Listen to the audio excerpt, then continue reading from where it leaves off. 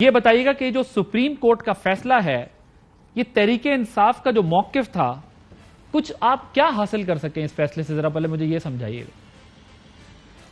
देखिए, इसमें ना एक चीज तो मैं आपको वाज़ेह करूं, आपने अपने जैसा इंट्रो में कहा ना कि इसका कोई सोल्यूशन जो है वो हो गया है। ये सोल्यूशन नहीं है। सोल्यूशन जो है वो जैसा चीफ जस्टिस साहब ने आज खुद भी ऑब्जर्व किया कि पार्लियामेंट्री डेमोक्रेसी में जब इस तरह के मसाइल हैं तो उसका वाहिद हल तो इलेक्शंस है। अल्टीमेटली आपने जनरल इलेक्शंस की तरफ बढ़ना है अगर आप सोल्यूशन चाहते हैं। हाँ, ये जरूर है कि एक पेमेंट लग गया है और उससे एक टेम्परेरी जो आजकल में झगड़े बढ़े हुए थे वो थोड़े सारे शायद कम हो और हम एक इंटरम समझ रहे हैं या एक आखिर में, क्योंकि देखो ना अभी अगर ये 10 सीटें हैं, 20 सीटें हैं जिस पे इलेक्शन होने हैं, अगर इन 20 सीटों के ऊपर कोई आ भी जाएगा तो जो अगर हमारी हुकूमत भी बनेगी तो 2-3-4 वोटों पे बनेगी और अगर नून की हुकूमत बनती है वो भी 2-4 वोटों पे बनी है, तो बड़ी कमजोर हुकूमत होगी और ये सस्टेनेबल इतनी लंबी में नहीं होगी। ये है कि हमारी हुकूमत बन जाए तो फिर हम कोशिश कर लेंगे कि ये जनरल इलेक्शन की तरफ हम बढ़ सकें। अच्छा, अब देखिए इसमें दो तीन चीजें ना, जब आप ये बात कहते हैं तो आज जो सुप्रीम, मैं अभी आता हूं इस तरफ, जरा तफसील से इस पर बात करनी है फैसले पर। आप कहते हैं जनरल इलेक्शन ही मसले का हल है, ये अब आपका एक सियासी स्लोगन भी है और आप समझते हैं ये नीड ऑफ द आर भी है। ठीक है, एक पॉलिटिकल पार्टी है, उसका राइट है कि वो ये समझे कि जब तक जनरल इलेक्शन पे नहीं जाएंगे तो ये तमाम चीजें सिर्फ स्टॉप गैप अरेंजमेंट हैं। लेकिन आज जो हुआ है अदालत के अंदर, आप हाई कोर्ट भी गए, हाई कोर्ट में आपके वकीलों का स्टांस कुछ और था, इमरान खान साहब का कल कॉन्फ्रेंस जो की उन्होंने उसमें कुछ और था, आज सुप्रीम कोर्ट के अंदर बाबर अवान साहब का मौकिफ कुछ और था। तो इससे यह पता चलता है कि कंफ्यूजन तो खुद आपके अपने रैंक्स के अंदर भी है कि आप जनरल इलेक्शन का नारा लगाने के अलावा फिलहाल आपके पास कोई स्ट्रांग स्ट्रेटेजी नहीं है इन इश्यूज से निपटने की। नहीं, मुझे तो नहीं समझ आई कि मतलब आपको येस्टरडे पता था कि सुप्रीम कोर्ट ये सोल्यूशन देगी? नहीं, लेकिन आपने जब ये कहा हाई कोर्ट के अंदर टाइम नहीं मांगा, पता था तो हमें इल्हाम तो नहीं हो गया ना? नहीं, लेकिन आपने सुप्रीम कोर्ट ने एक सोल्यूशन रखा आपके सामने, आपने उसी वक्त ही पूछना है ना कि ये सुप्रीम कोर्ट ने 2 सोल्यूशन दिए। उन्होंने कहा देखिए नहीं, या तो हम 72 घंटों में इलेक्शन करवा देते हैं और हम हमजा को हटा के कोई नया चीफ मिनिस्टर जो है वो लगा देते हैं, वो गवर्नर को कह देते हैं वो लगा देगा, या आप जो है वो अगर देखिए फवाद साहब, आप भी वकील हैं, 21 दिनों में आपके बड़े बड़े वकील, आपके बड़े बड़े वकील कर ले बात कर ले। 21 दिनों तक उन्होंने कहा कि अगर आप हमजा को मान जाए, ये कोई कॉन्स्टिट्यूशनल या लीगल बहस तो नहीं थी ना। ये तो एक आप समझें कि एक सुप्रीम कोर्ट में चीफ जस्टिस साहब ने और एजाजुल एहसन साहब या मंदो खैल साहब, वो एक स्टेट्समैन के तौर के ऊपर एक उन्होंने कंप्रोमाइज की जो है वो कोशिश की। कॉन्स्टिट्यूशनल या लीगल तो बहस नहीं थी।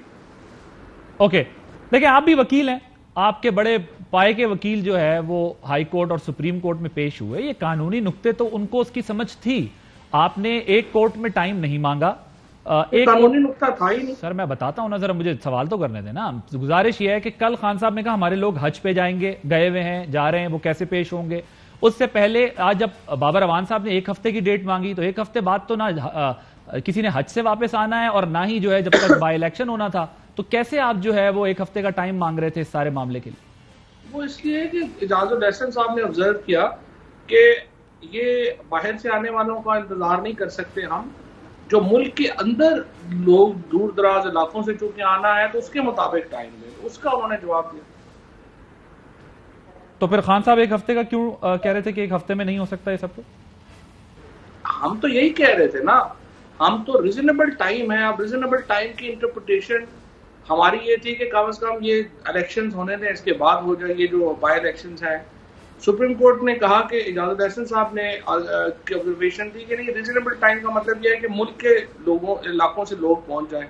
ये तो एक मतलब रीजनेबलनेस की, अब क्या होगा, हर शख्स की एक अपनी रीजनेबिलिटी होगी। आपने बाहर आकर कहा प्रेस कॉन्फ्रेंस में कि ये कलअदम हो गया है फैसला और ये जो है वो गैर आईनी और गैर कानूनी वजीर आला हैं। तो किस कानून के तहत सुप्रीम कोर्ट ने जो है ये स्पेस दी उनको कि वो 17 जुलाई तक और 22 जुलाई तक कंटिन्यू कर सकते? यही तो मैंने आपसे अर्ज किया ना, जो नोटिफिकेशन था हमजा शरीफ का बतौर चीफ मिनिस्टर, वो सुप्रीम कोर्ट ने नल एंड वॉइड डिक्लेयर कर दिया। उसके नतीजे में कैबिनेट खत्म हो गई। उसके बाद का जो फैसला है कि केयर टेकर चीफ मिनिस्टर या इंटरिम चीफ मिनिस्टर या स्टॉप गैप के तौर के ऊपर चीफ मिनिस्टर किसको होना चाहिए, वो आइन का ज्यादा इशू नहीं है, वो कंप्रोमाइज का इशू है। वो उसके ऊपर परवेज इलाही साहब का और पीएमएल पिछोरी परवेज इलाही का और हमजा शहबाज का एक कंप्रोमाइज हुआ कि हम इसको अपोज नहीं करते कि इलेक्शन 3 हफ्ते आगे ले जाए, और आप इसको अपोज ना करें कि ये जो स्टॉप गैप अरेंजमेंट में चीफ मिनिस्टर हमजा होगा। तो ये लीगल से ज्यादा समझे कि पंचायती फैसला। तो ये जो आप इशारा देते हैं कि पॉलिटिकल प्लेयर्स हैं, एस्टैब्लिशमेंट और अदालतें, तो क्या आप इसी कॉन्टेक्स्ट में बात करते हैं?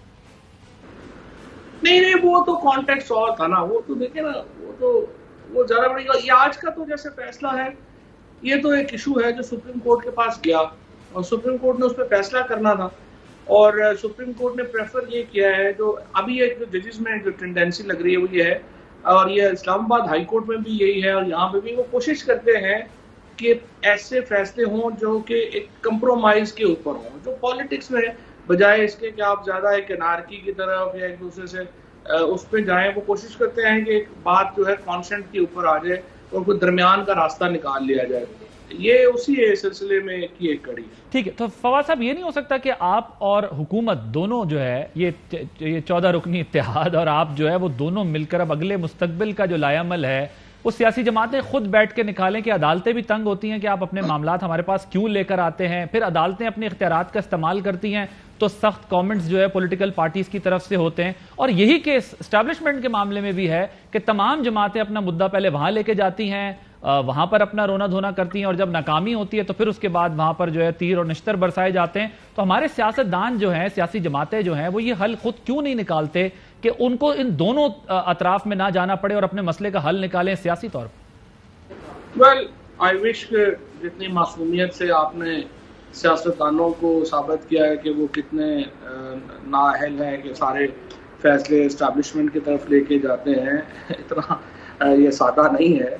एस्टैब्लिशमेंट के पास जाना पड़ता है और वो एस्टैब्लिशमेंट को खुद भी शौक होता है कि वो ये मामला वही हल करें, ऐसे नहीं सियासतदान वहाँ पे जाते। आप लोगों के केस में एस्टैब्लिशमेंट को शौक था खुद आपको पास बुलाने का?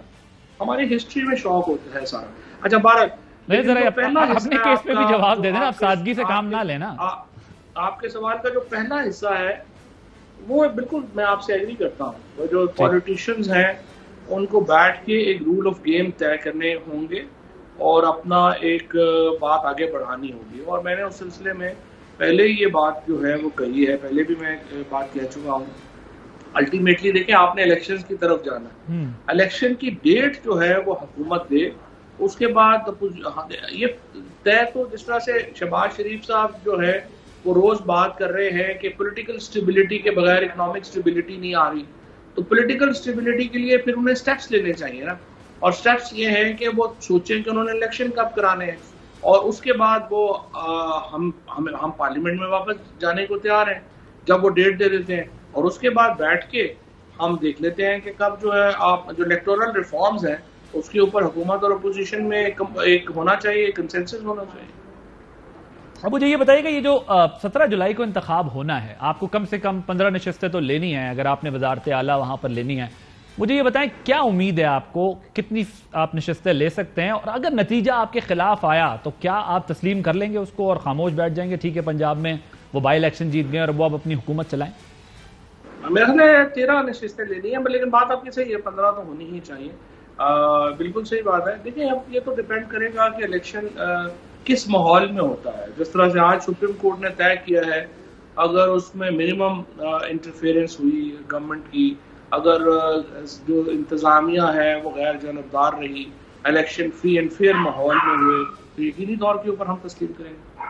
आप तस्लीम करेंगे अगर फ्री एंड फेयर इलेक्शन हो गया तो फिर पंजाब में तो इसका मतलब वो सबूत जाएंगे, तो आप की तहरीक जो है वो फिर मतलब ओवरऑल जनरल इलेक्शन तक ही ये मामला रहेगा, क्योंकि असल मोटो जो दिखता है आपकी तहरीक के पीछे वो ये भी दिखता है कि अगर पंजाब में आप जीतते हैं तो फिर जाहिर है केपी में गवर्नमेंट, पंजाब में गवर्नमेंट, गिलगित बल्तिस्तान में, आजाद कश्मीर में गवर्नमेंट, और उसके बाद अगर आप यहां से जाते हैं या असम्बलियां तोड़ते हैं तो फिर उसका डिफरेंट इंपैक्ट होगा। तो आप समझते हैं कि अगर पंजाब में वो स्मूथ चले गए तो फिर तो इलेक्शन हमें लगता है कि लंबा हो जाएगा, आगे चला जाएगा का? नहीं, इलेक्शन जो पंजाब में भी, अगर जैसा मैंने आपको बताया कि 1-2 नशिस्तों की तो टोटल बात है, तो कितना स्मूथ होगा। अल्टीमेटली आपने इलेक्शंस की तरफ ही जाना है। अहम तरीन खबरें अब एक क्लिक की दूरी पर, हर लम्हा बाखबर रहने के लिए सब्सक्राइब करें हमारा YouTube चैनल। अपने मोबाइल फोन से मुल्की और बैनुल अक़वामी अहम खबरों तक रसाई के लिए डाउनलोड कीजिए मोबाइल ऐप। बामसूख जराए से मुसद्दिका खबरों, तज्जियों और तबसरों से मुस्तफीद होने के लिए विजिट कीजिए पाकिस्तान की सबसे बड़ी न्यूज वेबसाइट। ARY न्यूज पहुंचा रहा है खबरें सबसे पहले आप तक, ताकि आप रहें हर लम्हा बाखबर।